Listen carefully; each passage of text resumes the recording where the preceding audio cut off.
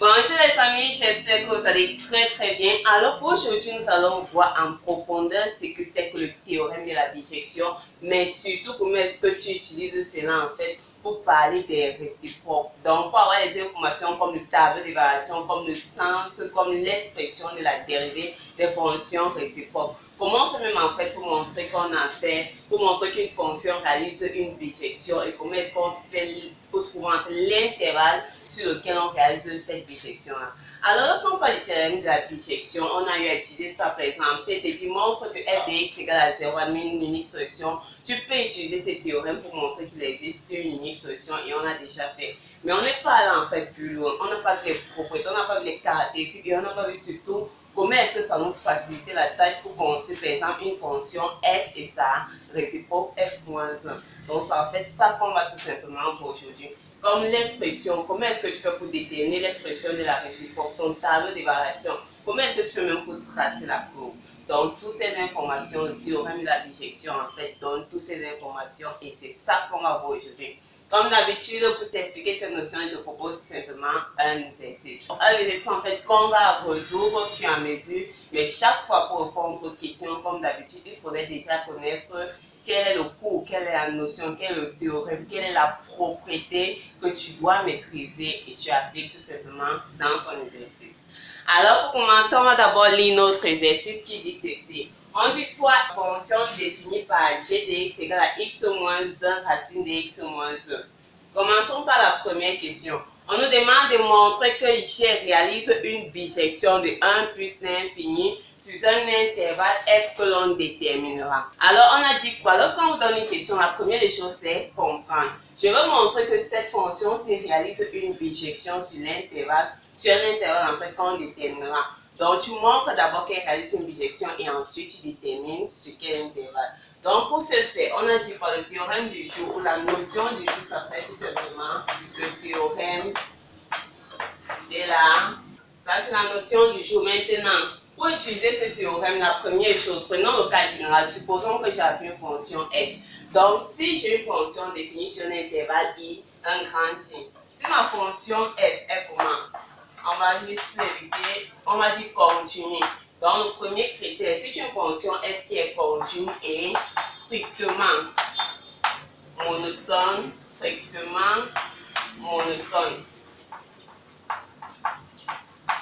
sur i. Donc on a dit que la fonction c'était définie sur i. Si tu peux montrer que ta fonction est continue et strictement monotone sur i, alors tu peux dire la première information, la première propriété qu'on va dire c'est quoi? Que tout simplement cette fonction elle va réaliser une bijection. Ça c'est la première information. Elle va réaliser une bijection de i sur f de i. Donc, appliquer ça, c'est dire qu'on m'a demandé de montrer que la fonction g réalise une bijection sur un intervalle, donc sur f de i. Donc, c'est ça qu'on va faire. Ici, notre i, c'est notre fonction définie sur 1 plus infini. Pour que la fonction C puisse exister, il faudrait que ce qui soit à l'intérieur du radical soit supérieur ou égal à 0. Donc, x doit être supérieur ou égal à 1, d'où domaine de définition, c'est 1 plus infini. Maintenant, pour montrer qu'elle réalise une bijection, tu dois montrer quoi? Elle doit être continue et elle doit être monotone, strictement monotone sur 1 plus infini. Alors, lorsqu'on regarde cette fonction, qu'est-ce qu'on va dire? On va tout simplement, pour la continuité, c'est la relation. Je vais dire que ma fonction, si cette fonction sera conduite sur son domaine de définition et dérivable.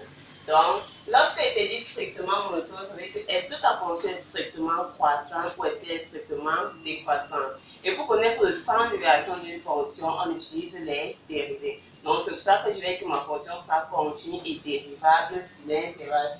Donc, pour répondre à la première question, on va dire quoi? G est continue. Elle est continue et dérivable sur 1 plus l'infini. Comme. Alors, pourquoi dites-vous qu'elle est continue et dérivable? Et si on a une fonction polynôme, ça c'est une composée de fonctions polynômes. Donc, elle est comme produit de deux fonctions qui sont comment continues et dérivables sur l'ensemble des définitions.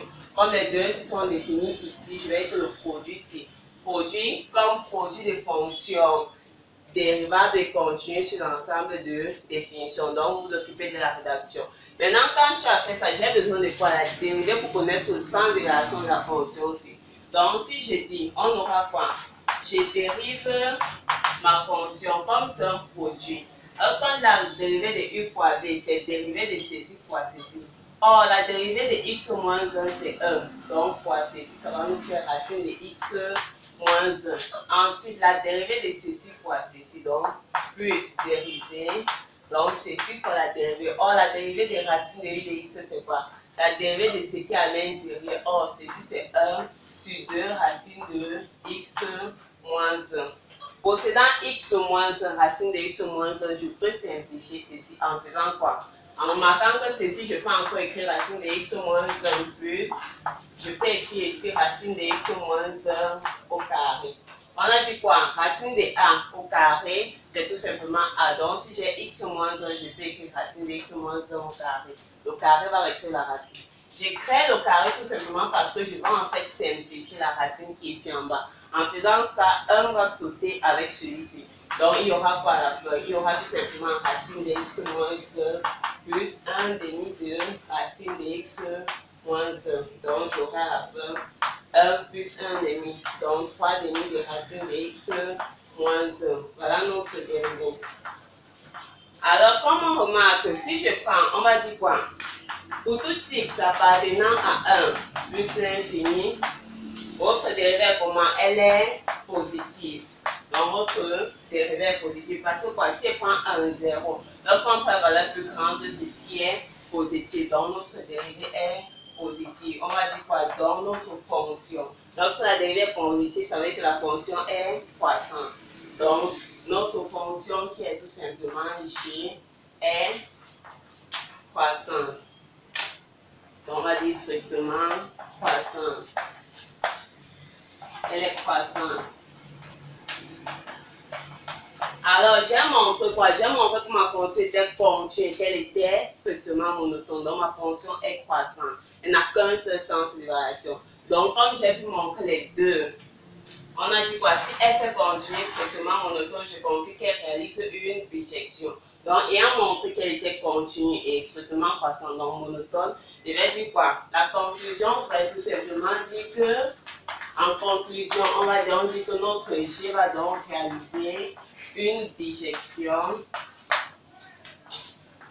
de son ensemble de définitions. Donc, l'ensemble, une bijection de 1 plus l'infini sur f. Donc, comme c'est G, on va dire G de 1 plus l'infini. Alors, ça c'est maintenant, on nous a demandé de déterminer ce qu'est l'ensemble de réaliser une bijection. Donc, je dois déterminer ceci. Or, lorsque je te dis G de 1 plus l'infini, comme ta fonction est croissante, si tu veux ceci, tu vas tout simplement faire quoi? Ça serait tout simplement G de 1 et sur la limite, lorsque x tend vers plus l'infini de G de x. Si tu veux, parce qu'on peut dire tout simplement limite lorsque x tend vers 1, ou bien tout simplement ici. Donc, tu conserves en fait le même rythme parce que la fonction est croissante. Lorsqu'une fonction est croissante, dis par exemple que A inférieur à B, c'est dit f de A inférieur à f de B. Or, si elle était décroissante, si on aurait plutôt montré que ceci était décroissant, ça veut dire qu'à ce niveau, ça serait maintenant la limite. Donc, on devait calculer la limite en plus infini, mettre ici, et G de 1, on devait mettre ici. C'est parce qu'elle est croissante, parce qu'on applique ceci. Donc, ça ne change pas qu'on peut appliquer ça. Maintenant, G de 1, c'est quoi? Remplace x par 1, on a 0 fois 0. Donc, ici, là, c'est tout simplement 0 sur la limite en plus infini, ici, plus l'infini fois plus l'infini. Donc, on aura 0 plus l'infini. Donc, le f qu'on cherche, c'est tout simplement 0 plus l'infini. Donc, ça encore dire que notre g moins 1 serait défini de 0 plus l'infini vers 1 plus l'infini. Maintenant, nous allons passer à la deuxième question qui dit déterminer l'ensemble G sur lequel G-1 est dérivable et justifier la réponse. Alors, je cherche l'ensemble G sur lequel G-1 est dérivable. On a montré que la fonction c'était définie sur 0 plus l'infini. Si on vous pose la question comme déterminer un ensemble sur lequel il est dérivable, ça veut dire quoi? Il y a peut-être une spécificité, une information supplémentaire. Parce que si elle était dérivable rapidement sur son domaine, là où elle est définie, on n'aurait pas en fait pu à te demander de trouver cet ensemble-là. Maintenant, l'autre propriété, lorsqu'on utilise le théorème de la bijection, si tu as montré ceci, qu'elle est continue et strictement monotone, une autre propriété, c'est quoi? C'est tout simplement que, voici la deuxième information avec ce théorème, c'est que pour tout x, si je prends pour tout x appartenant à i, si vous avez f' de x différent de 0, alors on aura tout simplement f-1 dérivable sur l'intervalle. Si tu montres que pour toute valeur de i, la dérivée est différente de 0, la dérivée de f, alors ton f-1 sera dérivable sur l'intervalle f de i. Ça, c'est si et seulement si la dérivée est différente de 0. Maintenant, elle sera dérivable sur l'intervalle sur f de i et tu auras tout simplement, et on aura f-1. Donc, la dérivée de la réciproque, ça sera 1 sur f' rond f-1. Donc, avec une autre constante du théorème de la bijection, c'est que si tu montres que chaque fois qu'elle est prendre un x, là où f était définie, si sa dérivée est différente de 0, alors la réciproque sera dérivable sur f de i. Ça veut dire que pour montrer en fait ceci, vérifions si la dérivée de g est différente de 0. Donc, on a trouvé notre dérivée, c'était quoi? G' de x, c'était tout simplement 3 demi de racine de x moins 1. Si je résout ma dérivée égale à 0, j'aurai quoi? 3 demi racine de x moins 1 égale à 0. Donc, c'est ce qui est évident. X sera égal à 1. Alors, est-ce que pour toute valeur de i, voici notre donc là où notre fonction g est définie. Vous êtes d'accord? Ici, on a pris la valeur 1. Or, si je prends x égale à la valeur 1, je prouve que ma dérivée égale à 0. Donc, ceci-là a dit quoi? Pour toute valeur x de i, il faudrait que la dérivée soit différente de 0. Ça veut dire que pour qu'elle puisse trouver l'intervalle où la fonction sera dérivable, il faut en fait que je m'assure que tous les x soient de telle sorte que la dérivée soit différente de 0. Donc, si je rejette x égale à 1 dans l'intervalle ci, je peux trouver maintenant dans quel intervalle notre fonction sera la réciproque sera dérivable. C'est-à-dire que si je peux maintenant dire que pour tout x pris dans l'intervalle 1 plus l'infini, j'aurai g' de x différent de 0. Ayant rejeté 1, maintenant la dérivée est différente de 0. Et comme elle est différente de 0, je sais que la fonction si est monotone, je sais qu'elle est continue. Donc je peux tout simplement dire que f-1 serait dérivable. Donc f, et cela c'est g-1 serait dérivable maintenant sur g f de i, l'intervalle où la dérivée est différente de 0, ça serait quoi? 1 plus l'infini. Or, qu'est-ce qu'on a dit? On a que la fonction c'est en croissante, c'est g de 1, limite à 1 plus l'infini ou limite à croix de 1. Donc, c'est tout simplement l'intervalle. Donc, c'est 0 plus l'infini, on ouvre. À la dernière question, on demande de déterminer g-1 de x pour tout x appartenant à g, puis de déterminer de deux façons différentes la dérivée g-1' de x pour tout x appartenant à g. Alors, notre g, c'est l'intervalle sur lequel notre fonction sera dérivable, sera tout simplement 0 plus l'infini. Maintenant, on a dit quoi? Je veux tout simplement l'expression. Lorsqu'elle dit g-1 de x, ce qu'on va tout simplement faire, c'est exprimer. Donc, si on a g de x qui est égal à x moins 1, racine de x moins 1, ça encore dit j'ai y égale à x moins 1, racine de x moins 1. Donc, l'expression de ceci, on va l'obtenir tout simplement en exprimant ici x en fonction de y. Donc la première chose, c'est de remarquer que ici vous avez x moins 1, x moins 1. Donc je peux en fait rassembler les deux ici. C'est-à-dire quoi? Je peux dire que mon y sera x moins 1. Racine de x moins 1, c'est encore dit x moins 1 à la puissance 1 demi.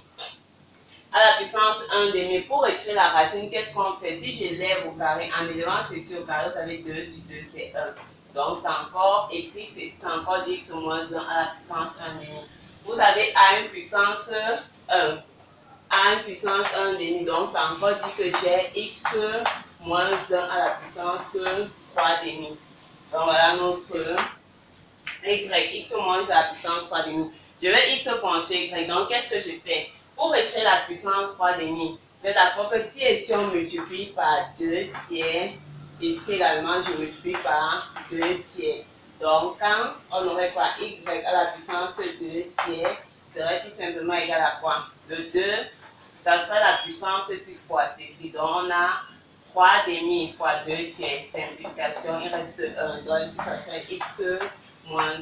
Comme c'est x que je veux, je vais donc dire que x serait tout simplement y à la puissance 2 tiers moins plus 1. Le moins traverse, ça devient plus. Donc on va dire quoi? L'expression g moins 1 de x, ça serait tout simplement égal à x à la puissance 2 tiers plus 1.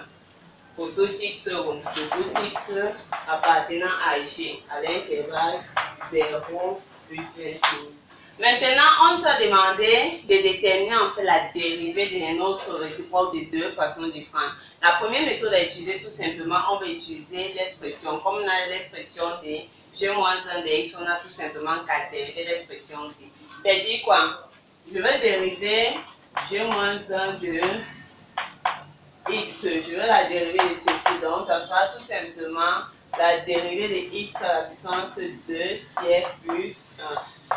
Donc, c'est quoi? La dérivée de ceci. Or, ceci, c'est un u exposant n. Donc, ça serait tout simplement 2 tiers. La dérivée de x étant 1 fois la dérivée fois x à la puissance 2 tiers moins 1. La dérivée de 1, c'est 0. Donc, ça encore dit quoi? 2 tiers multiplié par x. Donc, ça, c'est moins 1 tiers.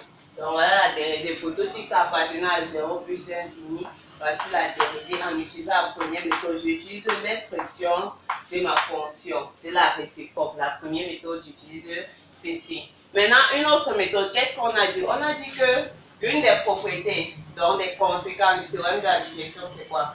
Pour tout, on a montré que chaque fois qu'il va prendre x, si on a la dérivée du point de 0, notre fonction sera dérivable sur f de i, et en plus, on aura la dérivée de la réciproque égale à 1 sur f prime rond f moins 1. Donc, l'autre méthode consiste tout simplement à appliquer ça. On a dit quoi? On prend tout x, dont la fonction c'est dérivable. Donc, pour trouver sa dérivée, j'utilise ça. C'est dit quoi? C'est dit appliquer cette théorie à dire g moins 1 prime, c'est dire que g moins 1 de x prime, ça sera tout simplement égal à 1 sur g prime rond g moins 1 de x. Donc, c'est dit quoi? La composée. Donc, c'est encore dit que ça serait tout simplement égal à 1 sur g prime de g moins 1 de x. Or, voici l'expression de g moins 1 de x. Donc, pour obtenir ceci, je vais tout simplement dire que 1. Je viens dans l'expression de g prime. On a trouvé notre g prime. Notre g prime de x, c'était tout simplement 3 demi de racine de x moins 1. Donc, on a trouvé ceci. C'est dit quoi? Si j'applique, là où il y a x, je vais remplacer par g moins 1 de x. Donc, ça serait ici en bas 3 demi de racine de g moins 1 de x moins 1. Maintenant qu'on est là, on remplace maintenant g moins 1 par son expression. Alors, c'est dit quoi? C'est dit que notre g moins 1 de x prime, la dérivée de la réciproque, ça sera tout simplement 1 sur 3 demi racine de g moins 1 de x. Donc, je remplace par x à la puissance 2 tiers plus 1. Maintenant, on termine avec moins 1. Donc, je vais dire que c'est encore 1 sur 3 demi racine de x à la puissance 2 tiers. Or, 3,5 c'est dit quoi, le 2 va monter. Donc ça c'est 1 sur 1 fois 2 sur 3. Donc le 2 monte ici en haut, on met 2 et en bas on a le 3. Racine. Je peux écrire ça comme x2 tiers à la puissance 1 demi. On n'a que pour écrire la racine, vous élevez à la puissance 1 demi. Donc ici on aura quoi? On aura 2 tiers fois 1 demi. Les 2 s'en vont. Donc les 2 appliqués, c'est dire que j'aurai 2 sur 3. Les deux, il nous reste 1 tiers, donc x exposant 1 tiers. Donc je peux encore écrire ça comme 2 tiers de x à la puissance moins 1 tiers. Donc voilà, tout simplement encore 2 tiers de x à la puissance moins 1 tiers. Donc deux méthodes différentes. Utiliser l'expression ou utiliser tout simplement le théorème de la bijection. Maintenant, notre exercice est fini, mais on va également voir d'autres conséquences. Donc, lorsqu'on a fonction continue et strictement monotone, qu'est-ce qu'on a encore comme information et surtout comment est-ce que je fais pour matérialiser cela? Alors, une autre conséquence, lorsque je arrive à montrer qu'une fonction continue et strictement monotone, à part le fait qu'elle réalise une bijection et qu'on a la dérivée entre l'intervalle de la dérivée réciproque, ainsi de suite.